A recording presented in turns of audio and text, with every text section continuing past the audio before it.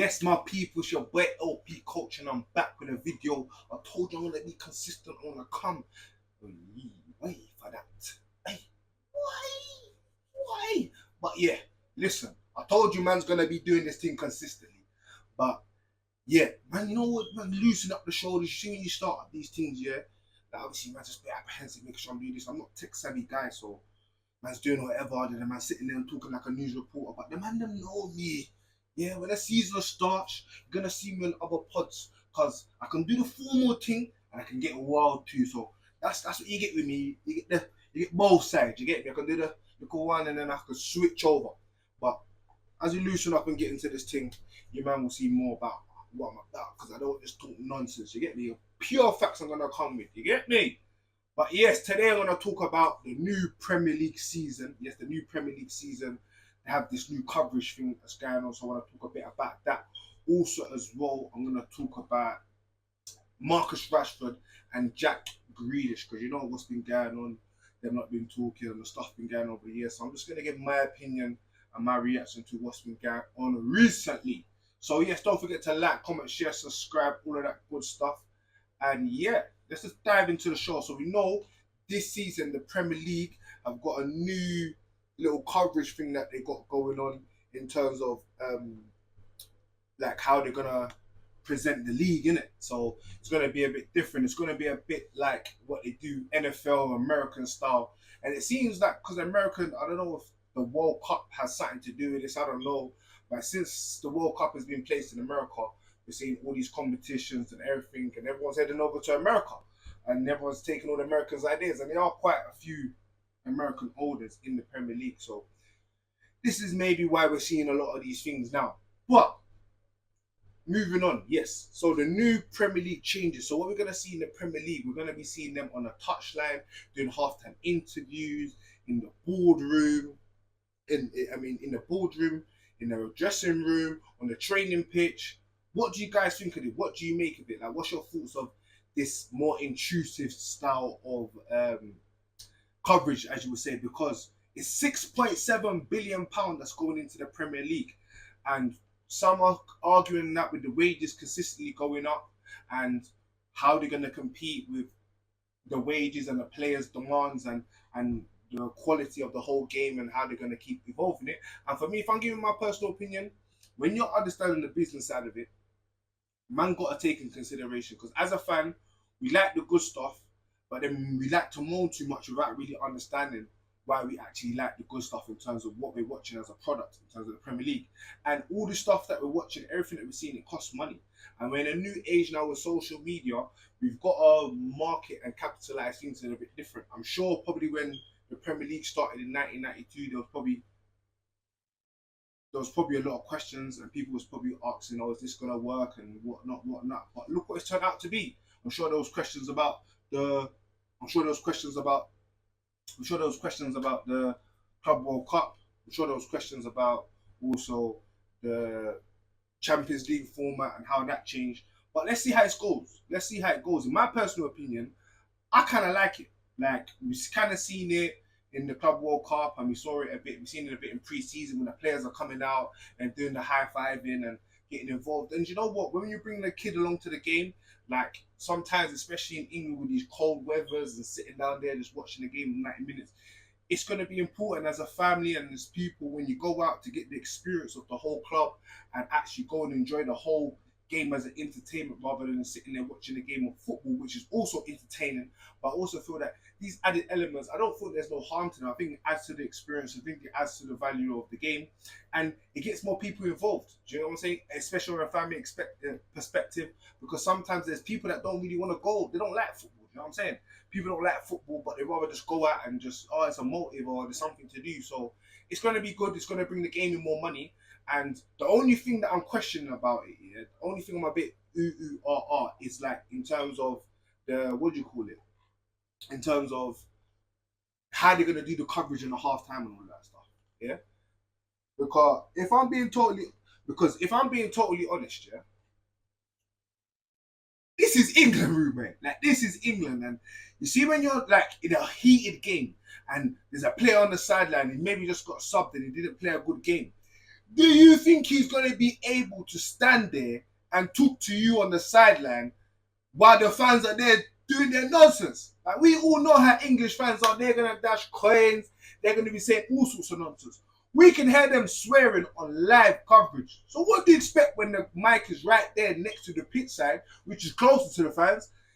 I think with this thing, I've been saying when I've been thinking about it, I think there's certain elements that they're going to whine out and there's certain elements that they're going to elevate. So, like, when they push it out, I think there's certain things they're going to keep and there's certain things they're going to take away. Like, I don't think the boardrooms, I don't think the change room stuff, the halftime stuff, I don't think all of that stuff, they will try it, but I don't think it's going to last for very long. Simply because the Premier League's not a joke. Like, let's not get this. Premier League's not a joke. People take this serious. Like, that's the reason why it makes a lot of money, because people take the Premier League seriously. So, fans ain't going to be too happy if their player comes off and he's on the sideline and he's smiling and joking to the cameras and they maybe felt they hasn't give 100%. Like, it could get a bit long. It could get a bit long. So that part is a bit, I don't know how that one's going to work out. But in terms of the whole aspect of the game, in terms of how they're going to influence, bring the money in and more intrusive, I'm seeing like they're going to have multi-screen, so you can watch multiple games at a certain time. I'm seeing Sky Sports is going to have more native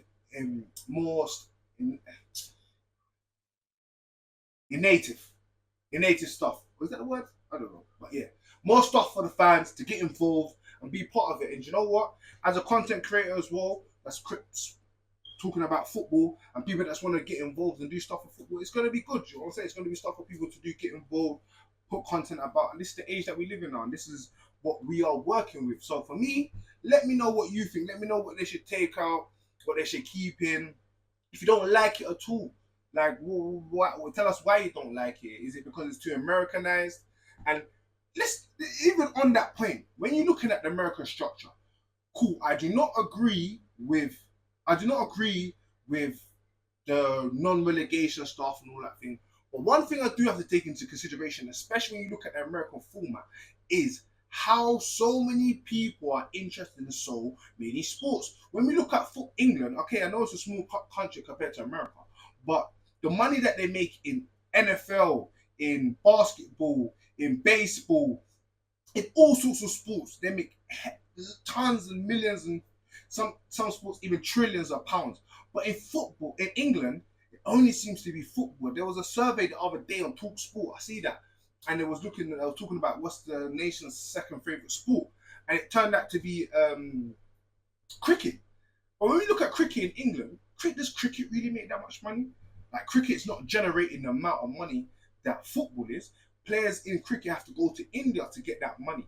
So when you're looking at it as a cohesive aspect, you've got to praise the Americans and how they are able to commercialize their sports and make crazy money. So if we can take a couple ideas and use some of that and push it in our game, I do not see the problem at all. But let me know what you think in the comments. Let me know if you think that we should be doing that or if it's worth it or whatnot. But it'd be good to know what you guys think. So, gonna move on to this little debate about Jack Grealish and the boy Marcus Rashford, because interesting. Obviously, Jack Grealish was the most expensive player at the time to move to England from an English club in a Premier League signing to Man City for £100 million, and it hasn't quite worked out for him. Well, it has worked out in terms of trophies, but in terms of personal performance, I don't think it has quite worked out for him. I don't think it has quite worked out for him in terms of personal performances. And 4 goals, I mean, I don't think it's quite worked out for him in terms of personal performances. But boy, for him to be scoring 14 goals in 4 years is absolutely crazy. It's absolutely crazy. And the only notion about what I do not understand about this with Jack Grealish is why it's not highlighted. For me personally, I did rate Grealish when he was at Villa, but when he came to Man City, he didn't turn into a player that I expected him to be. Some may blame it on Pep. For me personally, I blame it on himself, because at the end of the day, you're a player, you have to take responsibility for your game. And if you're doing what you're doing and being productive for the team, which he was at Aston Villa, then you're always going to stay in the team. They praise him about his performance in the treble winning season. For me, I didn't think he was that great and that amazing. And when you look at Jack Grealish holistically and the type of player that he is and how football's moved on, I generally don't understand why he gets so much praise. And the reason why I'm talking about this subject, and I think we have to flop between one of the two, because also with Marcus Rashford, a player that we've seen who's left Manchester United, hasn't had the best of times of recent years. But when you look at Marcus Rashford and his goal scoring prowess when it comes to Manchester United, I think he's got over 100 goals for Manchester United, compared to 150. I think he scored altogether in all competitions. Kay had a difficult season last season. I think it was 2 seasons before, had an amazing season, what got him his contract. But since he's got his contract, he's been getting hounded. Media, the press, fans, his performances, and the comparison of the two is quite crazy because with Marcus Rashford, we've seen everything that he's done as a man, as a person, as a human being, and we don't look at him as one of them bad boy types, don't really care, whatnot. But when we look at someone like Grealish, I'm not saying he's that type of person. I know he's done a lot of things, and I feel like he is the exact same person in terms of what he gives back to the community. When I'm talking about the character that they portray in terms of when they're speaking and whatnot, with Jack Grealish, you get that kind of Jack the Lad feeling, someone who's a bit mischievous and might do a cheeky thing here and there. But I feel with Marcus Rashford, you get a respectful guy, talks well, carries himself well. So I don't understand why the different notion in why you get this with Marcus Rashford.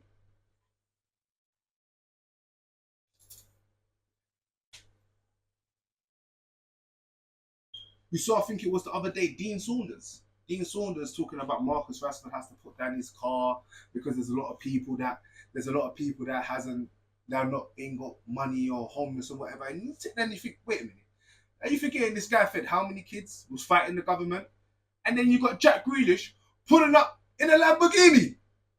Like, it's these little notions that need to stop, yeah? And for me, I don't really want to dive into it because I don't even think it's just a blatant racist thing like that. I just think it's just a subconscious racist thing. And I think what's happening with the social media element, all these things are getting catalogued and being stored. And then next time these pundits are here talking about these players, they need to really understand how they're talking and the way they're talking about these players, because they can come out and say that they're not racist, they're not actually saying racist things, but it's the consistent agendas and how you're talking about a player of Jack Grealish's standard, who's white, and Rashford's standard, who's black, where over the last couple of years, if we're talking about personal performances, we feel that Rashford has played much better than Jack Grealish. Cool, the trophies might not add up, but the performances are they alike. When we're talking about the World Cup this season, do we not expect Rashford to go to the World Cup more than Jack Grealish? Like, Jack Grealish has just gone to Everton and everyone's praising him and saying that, oh, this is going to bring back the old Jack Grealish. Hopefully he's going to do this. Hopefully he's going to do that. He's not even in the Champions League, mate. Then you've got Marcus Rashford, who just signed for Barcelona, one of the biggest clubs in the world, and everyone's talking about, oh, he doesn't deserve the move. What are Barcelona doing? Like, he's washed up and this and that. And I think it's disgraceful. I actually think it's absolutely disgusting because the notion shouldn't be there, especially if you're claiming that you're not what they're saying that you are in terms of it being racist. I don't feel that that should be a notion or a topic of discussion of how you're speaking about that player. So let me know your thoughts on that. What do you think on how the pundits talk about these players in terms of the notion and how you feel about if you feel like they're being consciously biased, or do you feel like they're doing it on purpose, or do you feel like they're doing it by accident? Do you even take any notice? Do you even care? Let me know in the comments.